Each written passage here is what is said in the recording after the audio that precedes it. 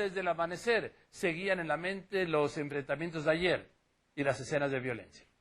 Se acerca al policía inconsciente y le golpea los testículos de la forma más ruin. ¿Qué pasa? Hay enfrentamientos, hay tomas, hay en directo, pero vemos que en el momento que ocurre que se patea a un policía caído en el suelo, entre varios, bueno, esa imagen se va a repetir hasta la náusea durante ese día, durante el día siguiente, el sábado y el domingo hasta el lunes, se seguía repitiendo esa imagen.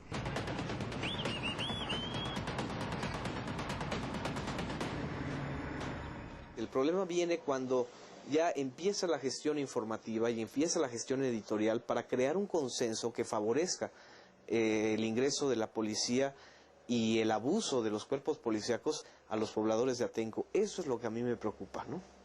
Y la posibilidad, por ejemplo, de que los mismos pobladores de Atenco tuvieran derecho de réplica. Ese derecho de réplica no se está ni siquiera ensayando mínimamente en los noticiarios. Hay un sesgo informativo realmente preocupante.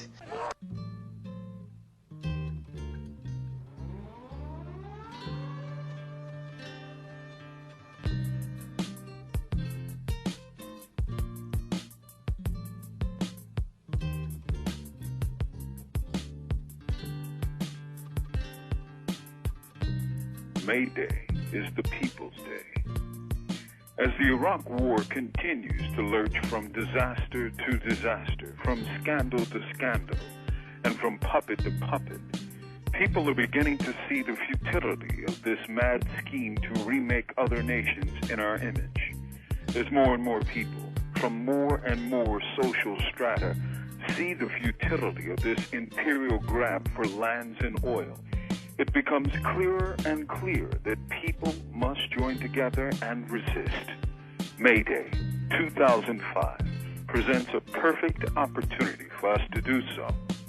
It's a time chosen by American workers over a century ago to mark the triumph of an 8-hour workday with a full day's pay. The setting aside of May Day as International Workers' Day reflected a real social gain of the workers' movement and the realization that the working class exists in all nations and that the world was our home.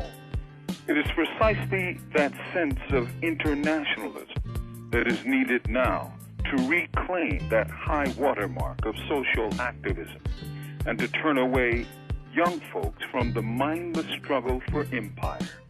As capital is globalized under the WTO and the IMF, the poor and working people, the majority of the people of this earth, must be globalized in internationalism and in defense of the many, not the few.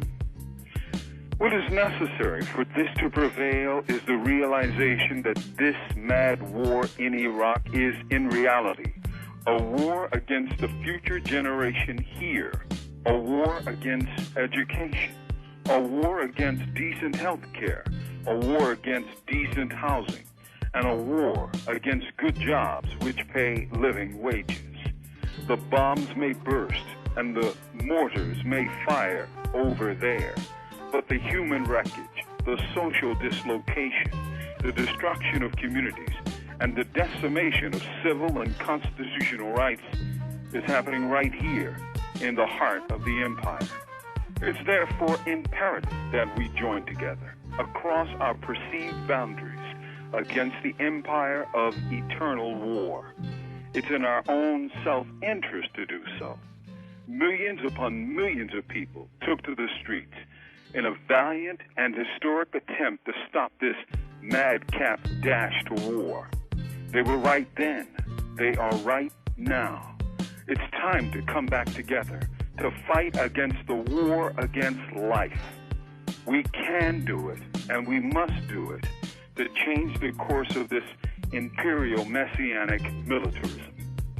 Let us give a new birth to the meaning of May Day as a day of wide and deep solidarity against the empire. Those who will follow us will one day look back to us and ask, what did they do when the empire went mad? We must be able to say, We did everything in our power. We organized ourselves. We worked together. We stood against the madness of empire. This is what we must say, and that is what we must do to ensure a livable future for later generations. When we fight against this mad imperial enterprise, we fight for ourselves, our real selves, as workers, as builders, as fathers, as mothers, as brothers, as sisters, as the human family. Let's unite and fight against empire for May Day and every day. I thank you. On the move. Long live John Africa.